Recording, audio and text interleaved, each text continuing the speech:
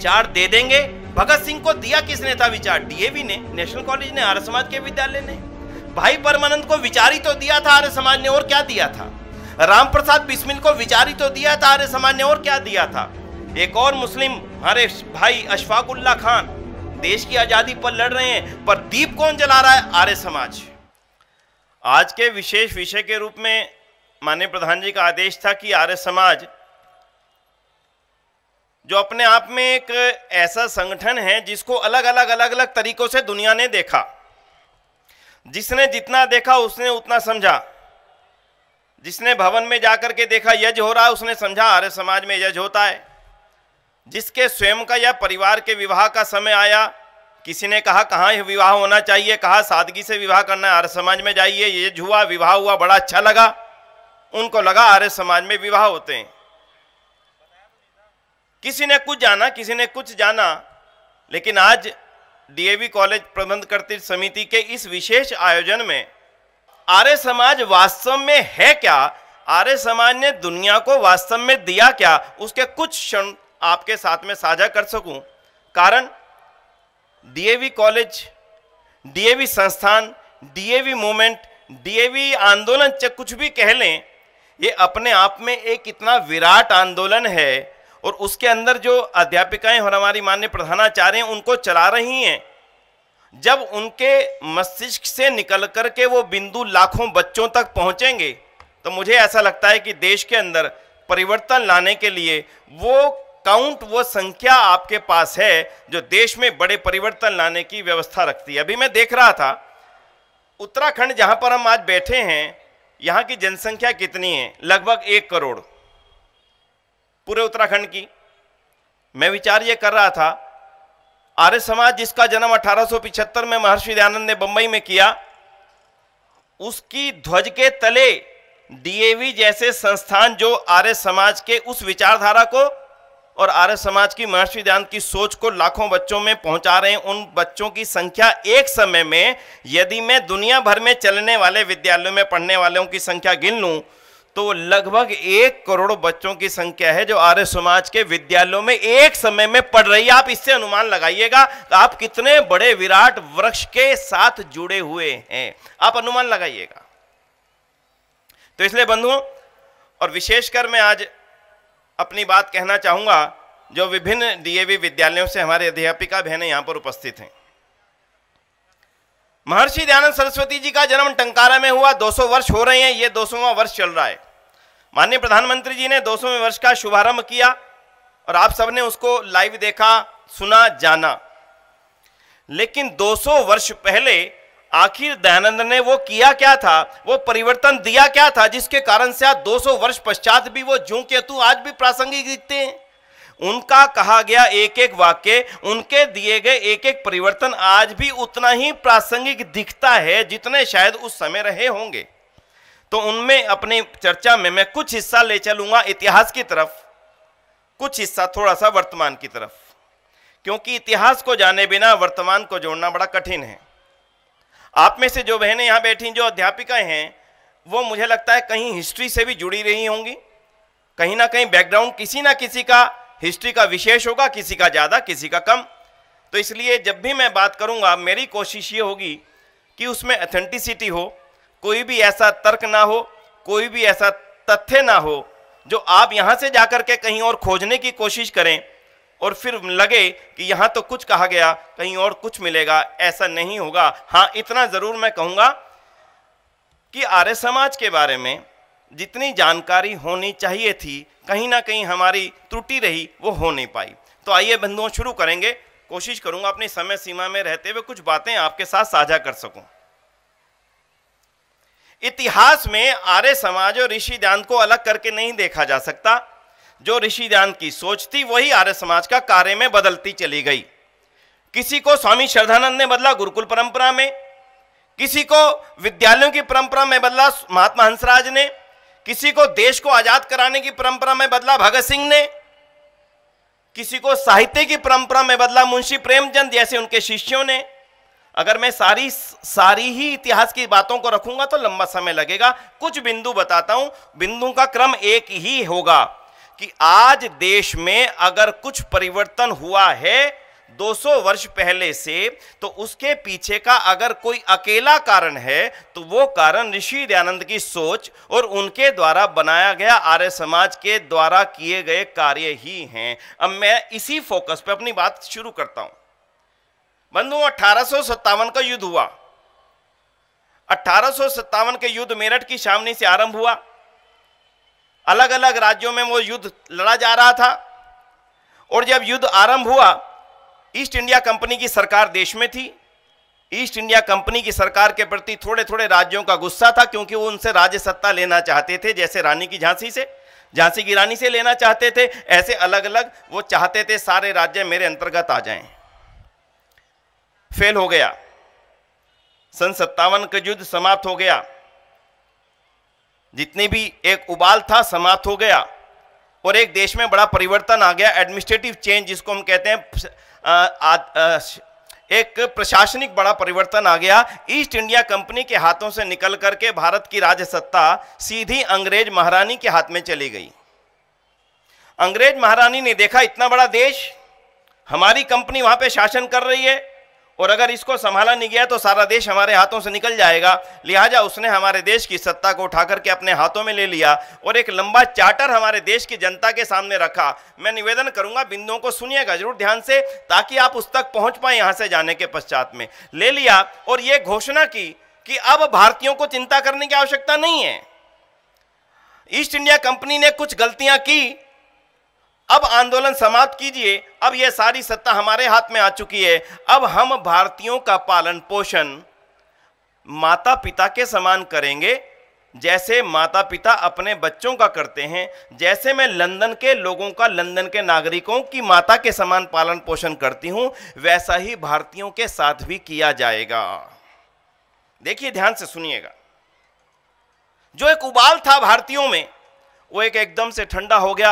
अब क्या चिंता करनी भाई साहब, अब छोड़िए ना, महारानी ने घोषणा कर दी है, अब हमारा भी पालन पोषण बच्चों की तरह से होगा। जैसे उनके लोग इतने आगे हैं, इतने अमीर हैं, सब सुविधाएं हैं, वैसे ही सुविधाएं हमारे देश में हमारे लिए भी होंगी। अब विशेष विरोध की आवश्यकता नहीं है। और उस समय वो विरोध समाप्त होने लगा। उस समय एक पंक्ति जो डीएवी के मंचों से भी कई बार आपके सामने आई होगी, ऋषि दयानंद उस समय इस सारे क्षेत्र में पहुंच चुके थे। उन्होंने देखा कि जिन भारतीयों को हमने तैयार किया था इस सरकार का विरोध करने के लिए, आज वो महारानी घोषणा कर रही हैं कि किसी भी तरह से आप हमारे शासन को स्वीकार कीजिए। अगर ऐसा हो गया तो दोबारा से माहौल बनाना बड़ा कठिन होगा। और आगे भी सुनिएगा। आप इस बात को जानते हैं कि जब 1857 का युद्ध लड़ा जा रहा था, तो उस समय क्या एक हमारी सोच थी कि अगर 1857 का युद्ध सही ढंग से लड़ लिया गया, हम जीत गए, तो हमारा बादशाह कौन होगा? कोई बता सकेंगे हाथ खड़ा करके? कौन होगा हमारा बादशाह? हाँ जी, बहादुर शाह जफर। ये बात ठीक है जी? गलत है? इतिहास के प्रोफेसर भी यहां बैठे हैं। उनकी एक सोच थी, हम जीत जाएंगे और हमारा राजा बहादुर शाह जफर होगा। यानी वहां पर केवल दो सोच काम कर रही थी। अगर 1857 का युद्ध जीत गए तो राजा होगा बहादुर शाह जफर, और ईस्ट इंडिया कंपनी के हाथों से निकल गई तो रानी होगी विक्टोरिया। यानी उस समय हमारे को यह बताने वाला कोई नहीं था कि ये देश तुम्हारा है, तुम्हारा ही इस पर शासन होना चाहिए। बंधुओं, ये एक इतना बड़ा ऐतिहासिक तथ्य है जिसको लंबे समय तक इतिहास की पुस्तकों से मिटाया गया, छुपाया गया। उस समय महर्षि दयानंद ने अपने ग्रंथ सत्यार्थ प्रकाश में ये वाक्य लिखा था, जिस वाक्य को आपने अनेक बार पढ़ा। अब ध्यान से सुनिएगा। रानी कह रही है कि मैं तुम्हारा पालन पोषण माता पिता के समान करूंगी। ऋषि दयानंद लिखते हैं, कोई कितना भी करे, परंतु जो स्वदेशी राज्य होता है वह ही सर्वोपरि व उत्तम होता है। ये कहने वाले आधुनिक काल में अगर कोई महापुरुष हुए हैं, अगर कोई शब्द स्वदेशी नाम का लिखा गया है, इस वाक्य से पहले भारतीय जगत के किसी भी साहित्य में एक बार भी स्वदेशी शब्द का अंकन हुआ ही नहीं। यही वो वाक्य था जिसने भारतीयों को पुनः जगा करके खड़ा कर दिया। ना होगा बहादुर शाह, ना होगी महारानी, हमारी होगी अपनी सत्ता, अपना राजा, अपनी रानी। ये दयानंद का वो परिवर्तन काल था बंधुओं, जिसके कारण से भारतीयों के अंदर ये सोच पैदा हुई कि देश तुम्हारा है।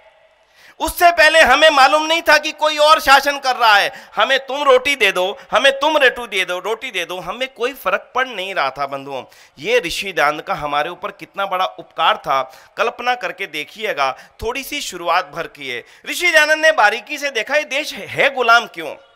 क्योंकि इसकी भाषा इससे छीन ली गई। मुगल आए, हमारी संस्कृत समाप्त करके उर्दू फारसी लाद दी।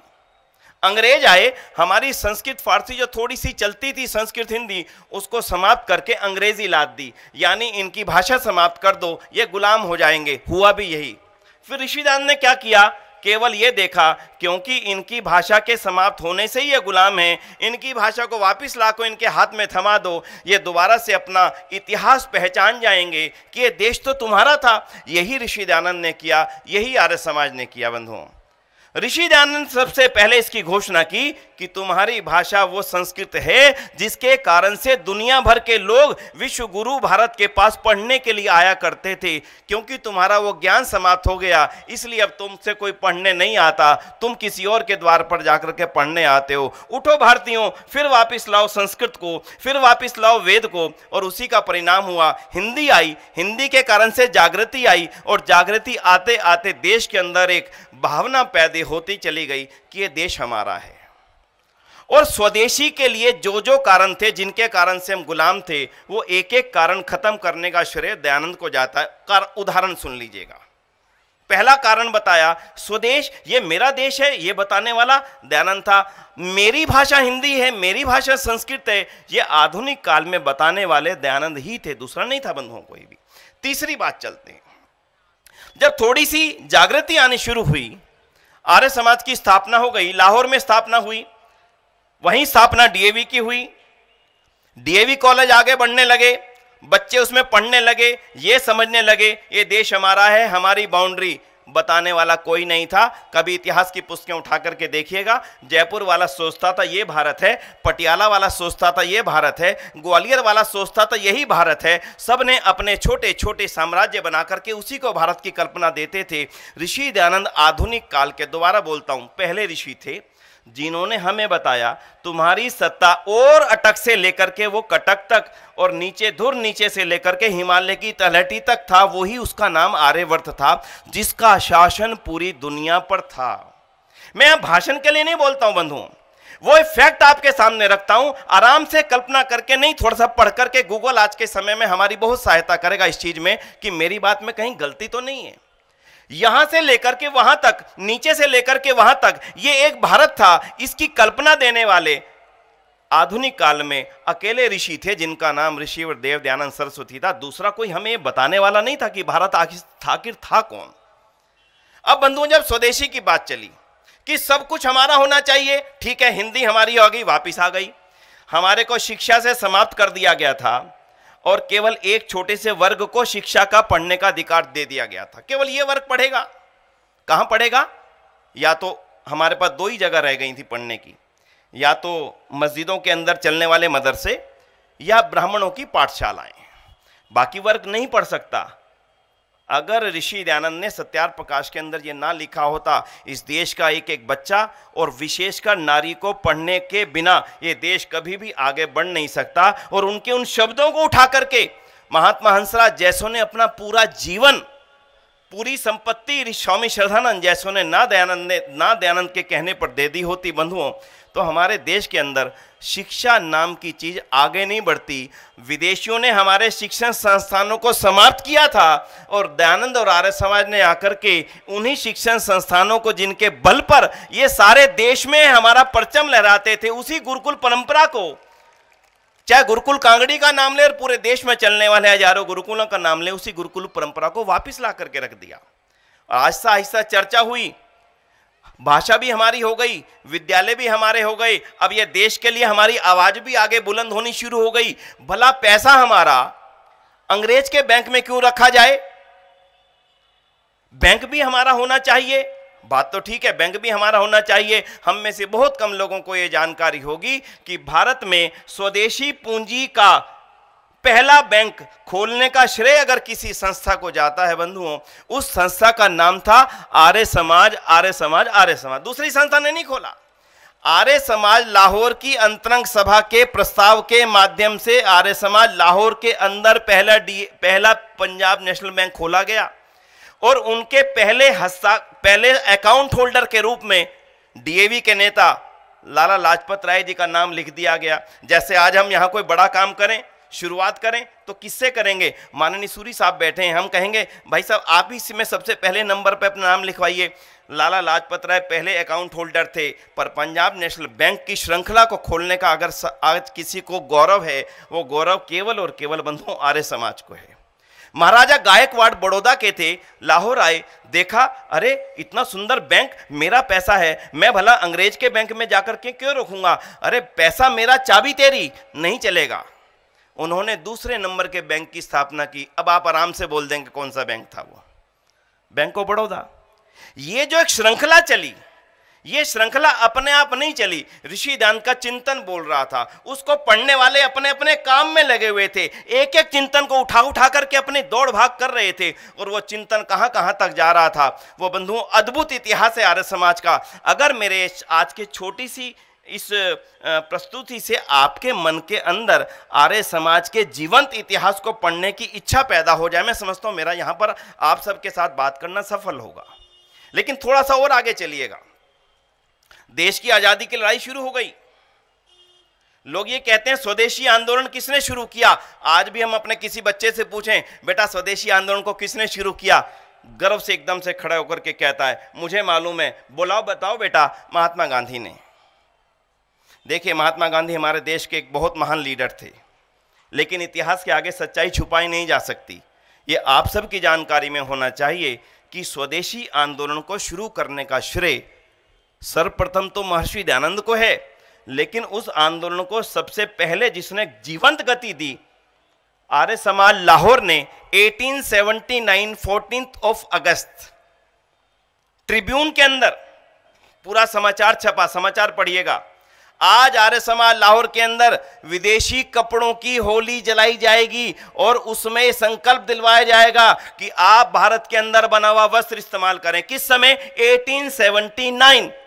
महात्मा गांधी जी का इस देश के अंदर कब आगमन होता है वो इतिहास अपने आप आपको बता देगा। 40 साल पहले आर्य समाज अपने मंच से इस बात को कह रहा है। एक लंबी फेहरिस्त है बंधुओं, बताने के लिए एक अनलिमिटेड समय नहीं हुआ करता, कभी भी सूत्र में बात रखी जा सकती है। उसके बाद जो जो काम हुए स्वदेशी आंदोलन को आगे बढ़ाने के लिए, वो अपने आप में देश का अपने आप ऐसा इतिहास है जिसको जानने की कम से कम हमारे इस वर्ग को, जो लाखों बच्चों को अपने विचार से लाभान्वित कर रहा है, उनकी जानकारी होनी चाहिए। देश के अंदर एक रूपता की बड़ी जरूरत थी और हमारे को एक आत्मविश्वास जगाने की बेहद आवश्यकता थी। कोई कुछ कह के अभिवादन करता था, कोई कुछ कह के अभिवादन करता था। हमारे यहाँ पर एक रूपता का ऐसा अभाव था जिसको अभाव को दूर करने का संदेश तो दिया ऋषि दयानंद ने। अब प्रधान जी जब आते हैं कहते हैं सभी को नमस्ते जी। क्या कहते हैं जी? आप भी करते हैं सभी को सादर नमस्ते जी। सोचा कभी आपने इस नमस्ते को आधुनिक जगत में स्थापित करने का श्रेय किसको है? बंधुओं, प्रसन्नता होनी चाहिए आपको। आज के समय में यदि नमस्ते दुनिया का हर व्यक्ति भारतीयता की पहचान रखता है तो वो नमस्ते देने का श्रेय केवल और केवल आधुनिक जगत में ऋषि दयानंद और आर्य समाज को ही है। इसी ने ही शब्द को जन्म दिया जो शब्द आज दुनिया के अंदर भारत की पहचान बन गया। अपने आप में एक ऐसी पहचान, कोरोना ने उसकी पहचान को जरूरत के रूप में बता दिया कि केवल ये पहचान नहीं है, ये अब मनुष्यता की जरूरत है। करके देखिए, अलग अलग वीडियो इस संबंध में चल रहे हैं। इसलिए बंधुओं, आर्य समाज एक वो संस्था थी हर परिवर्तन को जिसने टच किया, जो उस समय की जरूरत थी। महिला शिक्षा, आज सुबह में एक पुस्तक पढ़ रहा था, एक घटना जरूर बताऊंगा क्योंकि अधिक संख्या महिलाएं यहां बैठी हैं।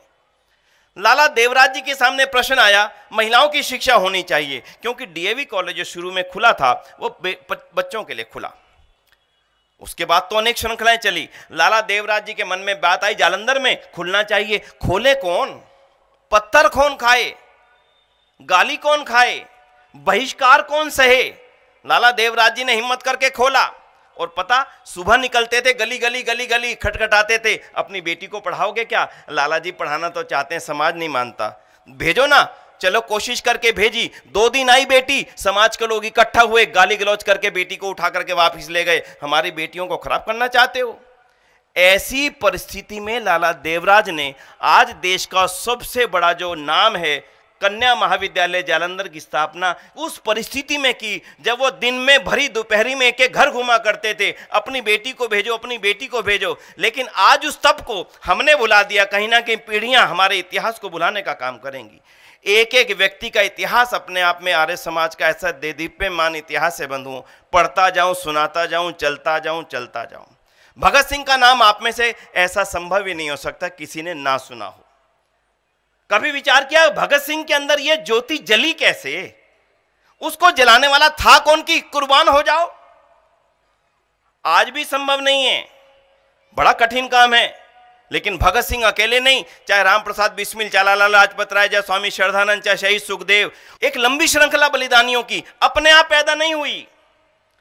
आपकी जानकारी के लिए होना चाहिए। कभी कभी कुछ लोग कह देते हैं विनय जी भगत सिंह तो कम्युनिस्ट हो गए थे, आपकी जानकारी में भी कोई ना कोई बात आ जाती होगी। लेकिन आज जान लीजिएगा कि आर्य समाज का वो एक हमारा नौजवान साथी भगत सिंह बना कैसे? पूज्य दादाजी का दर्शन आर्य समाज के संस्थापक स्वामी दयानंद से हुआ। पहली बार सरदार अर्जुन सिंह, सिख परिवार में पैदा होने वाले सरदार अर्जुन सिंह से हुआ। सरदार अर्जुन सिंह मोहित हो गए दयानंद पर, अपना लिया आर्य समाज को पूरी तौर पर, और भगत सिंह को अपने कंधे पे बैठा कर के ये जो पवित्र कराते हुए संकल्प कराते हैं। संकल्प सुनिएगा कि मैं तुम दोनों को, एक भगत सिंह एक तरफ जगत सिंह, दोनों भाई थे, कहते हैं मैं तुम दोनों को भारत पर वारी करता हूं, वक्फ करता हूं।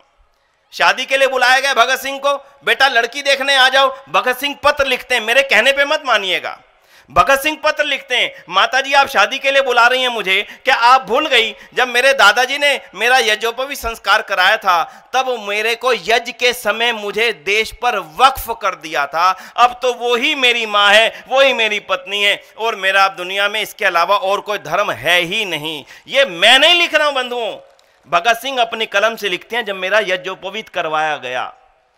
तो इसलिए बंधुओं समय की सीमा है, इसलिए मैं अधिक नहीं जाऊंगा, लेकिन आप तक ये मैं बात पहुंचाना चाहता हूं। चाहे देश की आज़ादी की लड़ाई हो, चाहे देश की स्वदेशी की लड़ाई हो, चाहे स्वभाषा की लड़ाई हो, चाहे शिक्षा की क्रांति हो, एक और क्रांति की तरफ कभी आपका ध्यान नहीं गया होगा। आपने आर्यनगर नाम जरूर सुना होगा, कहीं ना कहीं आर्यनगर, आर्यनगर, आर्यनगर। हमारे दुर्भाग्य से हमने एक बहुत बड़े वर्ग को अपने से अलग रखा, दलित कह के रखा, छुआछूत के कारण से रखा।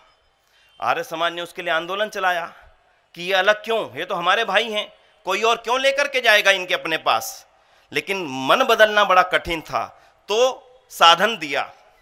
और आपको जानकारी हो के प्रसन्नता होगी कि देश की सबसे पहली रीसेटलमेंट कॉलोनी, यानी उन सब वर्ग को बुला करके बैठा करके उनके लिए जमीन खरीद करके उस पे 100-100 गज के प्लॉट बना करके निशुल्क उनको देना। उनको मंदिरों में जाने का अधिकार नहीं था, उसके बीच में मंदिर बना कर देना। उनके बच्चों को पढ़ने के लिए कोई अपने स्कूल में अपने बच्चों के साथ बैठाने को तैयार नहीं था। उन दलित बेटियों को अलग से पढ़ाने के लिए अलग से विद्यालय खोल करके इस पूरी कॉलोनी को बनाना और उसका नाम आर्यनगर रखना कि तुम तो श्रेष्ठ हो, तुम हमारे भाई हो, और अपने नाम के आगे आर्य लगाने की परंपरा शुरुआत करना। इस ऊंच नीच को, खाई को समाप्त करने के लिए कितना बड़ा कदम थी। ऊंची जाति वाला भी अपने नाम के आगे आर्य लिख रहा है, और जिसको हम गलती से छोटी जाति कह रहे थे वो भी अपने नाम के आगे आर्य लिख रहा है। दोनों को सामंजस्य बना करके जो देश की लड़ाई लड़ी गई, बंधुओं कल्पना करके देखना, अगर ये देश उस समय जातियों में बटा रहता, जो लड़ाई अंग्रेजों के साथ लड़ी जा रही थी इतनी सरल नहीं थी। आज आप में से कोई भी आर्य समाज के किसी भी नेता की जाति बताने में संभव नहीं होगा। भगत सिंह की जाति अब पता लग जाए अलग बात है, महात्मा हंसराज की नहीं बता सकते, पंडित गुरुदत्त की नहीं बता सकते, लाला लाजपत राय की नहीं बता सकते, महात्मा मुंशीराम की नहीं बता सकते। कभी रखा ही नहीं परंपरा। ये इस जातिवाद की गहरी खाई को पाटने का काम भी बंधुओं किया तो वो किया आर्य समाज ने। लेकिन इसके आगे थोड़ा सा आप वर्तमान में चलिएगा, इतिहास लंबा है, समय लगेगा, लेकिन आपकी जानकारी के लिए होना चाहिए 150 साल जिस आर्य समाज को होने जा रहे हैं, इसका क्रम कितनी तेजी से दुनिया में फैला। जबरदस्त तेजी से फैला। 1875 में स्थापना हुई आर्य समाज की बंबई में, और 1910 तक ये देश दुनिया के सारे महाद्वीपों में फैल चुका था। अमेरिका से लेकर के, कनाडा से लेकर के, ट्रिनिडाड, सूरीनाम, गयाना, दक्षिण अमेरिका में, साउथ अफ्रीका में जाकर के, और केन्या, युगांडा, और उसके बाद में मॉरिशस और यूरोप के देशों में, और उसके बाद में फिजी में, न्यूजीलैंड में, ऑस्ट्रेलिया में, सिंगापुर में, थाईलैंड के अंदर, नेपाल, बांग्लादेश और पाकिस्तान में तो आर्य समाज का जन्म हुआ ही था। इन सारे महाद्वीपों में उन समय तक फैल चुका था जिस समय आने जाने के हमारे पास साधन भी नहीं थे। हमारे महापुरुषों ने कितना तप किया इस ऐसी विचारधारा को दुनिया में फैलाने के लिए, जिस विचारधारा ने दुनिया को एक नई रोशनी देनी थी, जिस विचारधारा ने दुनिया को एक नया मार्ग दिखलाना था, जिस विचारधारा ने दुनिया को एक नया रास्ता देना था, उस विचारधारा की संस्थाओं की स्थापना होने का क्रम आरंभ हुआ। हमारी सरकार विरोधी थी, धन नहीं देता था कोई। डीएवी कॉलेज के लिए धन किसी सरकार ने नहीं दिया, हमने अपनी जेबों से धन दिया। बंधुओं, विचार करके देखिएगा, डीएवी के इतने बड़े बड़े भवन बने, एक एक पैसा मांग मांग करके बने, अपने घर से दे दे करके बने, लोगों ने अपनी पूरी संपत्तियों को दान दिया। आज अगर दुनिया भर में संस्थाओं की गिनती करें, आप एक संस्था में बैठे हैं, इसका नाम है वैदिक मोहन आश्रम, और एक संस्था साथ में है जिसका नाम है बीएम डीएवी स्कूल। ये दो संस्थाएं हो गई। अगर ऐसी ऐसी संस्थाओं की गिनती करें तो पूरी दुनिया के अंदर इस समय आर्य समाज के वृक्ष के नीचे 10,000 पत्तों की इतनी बड़ी श्रृंखला है। आप कल्पना करके देखिएगा कितना विशाल संगठन आर्य समाज का है। आप हैरान होंगे, अनाथालयों की स्थापना का जब क्रम आया, क्यों करनी पड़ी आर्य समाज को अनाथालयों की स्थापना? हमारे उन अनाथ बच्चों को जो किसी कारण से हो जाया करते थे, भूकंप आ गया, अनाथ हो गए, तो भारत में एक शब्द था जिसका नाम था फादर। आप समझ सकते हैं, समझ गए जी? उस फादर को नेचुरल फादर माना जाता था अंग्रेज के कानून में, कि जो अनाथ हो गया वहां भेज दो, वो पालेंगे। क्यों? अरे बालक हमारा, बच्चा हमारा, वो भला क्यों पालेंगे? लाला लाजपत राय वकील थे, लड़ाई लड़ी, भाई बच्चा हमारा पालेगा वो क्यों? बोले जी कानून ही ऐसा है। बोले कानून ऐसा क्यों है? बोले अंग्रेज सरकार का यही कानून है कि वो अनाथ हो जाए ना, हमारा अनाथालय होना चाहिए। तो कोर्ट ने कहा, माननीय प्रधान जी, कि भाई आपका अनाथालय है कहाँ, बोलो बच्चों को भेज दें। लाला लाजपत राय ने कोर्ट में खड़े होकर के कहा, मैं आज अपनी कोठी अनाथालय को दान देता हूं, आज ही खुल गया, लाओ अपने बच्चों को यहां भर्ती करो। हिसार का जो अनाथालय खुला, उनकी कोठी दान देने से खुला। पंजाब नेशनल बैंक की तो आपको मैंने बात बता दी। एक और भी चीज है जिसमें आप सबकी इन्वॉल्वमेंट है, और उसका नाम है एलआईसी। है कि नहीं? सबकी एलआईसी है जी नहीं? सबने एक ना एक पॉलिसी जरूर ली होगी, चाहे कितनी भी बड़ी कंपनी आ जाए, पर एलआईसी की पॉलिसी जरूर लेते हैं। आपको ये जानकारी होनी चाहिए कि एलआईसी नाम की जो कंपनी खुली, वो भी खोलने का श्रेय आर्य समाजी को ही था। उसका नाम था लाला लाजपत राय, और उस कंपनी का नाम था लक्ष्मी इंश्योरेंस कंपनी, जो कराची के अंदर खोली गई। उसका नाम भी एलआईसी था। जब सारी कंपनी मर्ज हुई भारत के अंदर आकर के, तो उसकी कंपनी का एक रुतबा इतना बड़ा था कि वो एलआईसी उसका यही सेम का सेम रख दिया गया, लाइफ इंश्योरेंस कॉरपोरेशन बदल करके। बंधुओं, अब समय की सीमा समाप्त है, मैं अधिक नहीं जाऊंगा, बस आपसे एक अनुरोध करता हूं। दुनिया भर में इस समय 10,000 आर्य समाज की संस्थाएं हैं। दुनिया का सबसे बड़ा अनाथालय आर्य समाज का है। आप जानकर के प्रसन्न होंगे कि वो भारत में नहीं है, दक्षिण अफ्रीका के डरबन शहर के अंदर दुनिया का सबसे बड़ा आर्य समाज का अनाथालय आर्य बेनेवोलेंट होम, जिसके अंदर इस समय 2,500 से ज्यादा बच्चों का निःशुल्क पालन पोषण होता है। 2,500 बच्चों का केवल एक अनाथालय में, बोलता हूं डरबन जाइएगा कभी। और भारत के जितने अनाथालय, चाहे डीएवी का फिरोजपुर से लेकर के आप पूरे भारत की श्रृंखला में चला जाएं, अनेक अनाथालय, अनेक महिलाओं के आश्रम, अनेक वृद्ध आश्रम, अनेक जो विकलांगों के लिए बने हुए आश्रम, और ना जाने कितनी परोपकार की संस्थाओं का निर्माण आर्य समाज ने किया, बिना किसी के एक एक पैसे को लेकर के। एक उदाहरण देता हूं आर्य समाज के जीवन के उस तब का। एक व्यक्ति थे आर्य समाज जालंधर के, वो कहते थे मैं जाता हूं और ये बारात में पैसे डालते हैं लोग, जब विदा होती है बारात या घोड़ी चढ़ता है दूल्हा, तो कहते हैं ये सारे बराती शराब भी पैसे उठा लेते हैं और दिन में शराब पी जाते हैं। तो वो घर से निकलते थे, जहां बारात होती थी वहां पे 2-2 पैसे जो लोग गिरते थे उनको इकट्ठे करते थे और आर्य समाज में जाकर के डीएवी स्कूलों का निर्माण कार्य, अनाथालयों के निर्माण चल रहे थे, जमा कराते थे। आज मैंने फलाने की बारात में जाकर के 2 रुपये 3 पैसे इकट्ठे किए हैं, इसकी रसीद काट दीजिए, और जाकर के उस बाराती के घर देकर के आते थे, देख तूने नीचे सड़क पे पैसे फेंके थे, मैंने उठा करके डीएवी के लिए जमा करा दिए। कल्पना करके देखना आर्य समाज के उस पीढ़ी के त्याग की, सोच करके देखना, क्या आज ऐसा हम सोच सकते हैं बंधुओं? लेकिन 200वीं जयंती का समय आ गया, एक नया समय हमारे लिए आया। हमारे पूर्वजों ने बहुत कुछ दिया हमें, जिसके कारण से आज हम उसको आगे बढ़ा रहे हैं। लेकिन आज अब आपकी और हमारी जिम्मेदारी है। दुनिया में 10,000 संस्थाएं बन गई, लेकिन यह पर्याप्त नहीं है दुनिया के लिए। इन सभी के निरंतर विस्तार की आवश्यकता है। चाहे डीएवी स्कूल हो, लगातार विस्तार चाहिए। चाहे अनाथालय हो, आज उनकी और भी जरूरत है। और वृद्धाश्रम की जरूरतें लगातार तेजी से बढ़ती चली जा रही हैं, क्योंकि हमारे परिवारों में सिंगल चाइल्ड फैमिली का प्रचलन तेजी से बढ़ रहा है। आने वाले समय में ये सबसे बड़ी समस्या देश के साथ होने वाली है, अकेलापन। ये सुन के जाइएगा इस बात को। ये आज के समय की चेतावनी है। उस समय की चेतावनी ऋषि दयानंद ने हमें दी थी, हमने उसकी कॉल लेकर के आगे बढ़ाया था। इस चेतावनी को समझ के जाइएगा। देश का समाज हमारा गलत दिशा की तरफ बढ़ रहा है। चाहे दिल्ली की सुप्रीम कोर्ट में चलने वाला जो धारा 3 केस जो चल रहा है 377 को लेकर के, चाहे लिव इन रिलेशनशिप्स को लेकर के, ये हमारे समाज को गलत दिशा की तरफ ले जाने की जो किसी भी कारण से कोशिशें कोई भी ताकत कर रही है, हमें और आपको जागरूक रह करके अपने नीचे आने वाले बच्चों को, पीढ़ी को जागरूक करना होगा, ताकि कभी दोबारा किसी को भगत सिंह बनने की जरूरत ना पड़े। उस देश को तो वो आजाद करा करके चले गए, ना जाने कितनी कुर्बानियां दी। गिनती करेंगे तो वो संख्या पूरी नहीं हो पाएगी किसी के पृष्ठ पर भी। मैंने भी लिखने शुरू करे, देखूं कितने लोगों ने कुर्बानियां दी, पूरी नहीं हो पाई बंधुओं। लेकिन ये देश कहीं दोबारा से गुलामी की ओर ना जा रहा हो, इसकी चिंता अब हमें और आपको करनी चाहिए। आज आर्य समाज का एक बहुत विराट वृक्ष है। मॉरिशस में जाइए 450 आर्य समाजें हैं।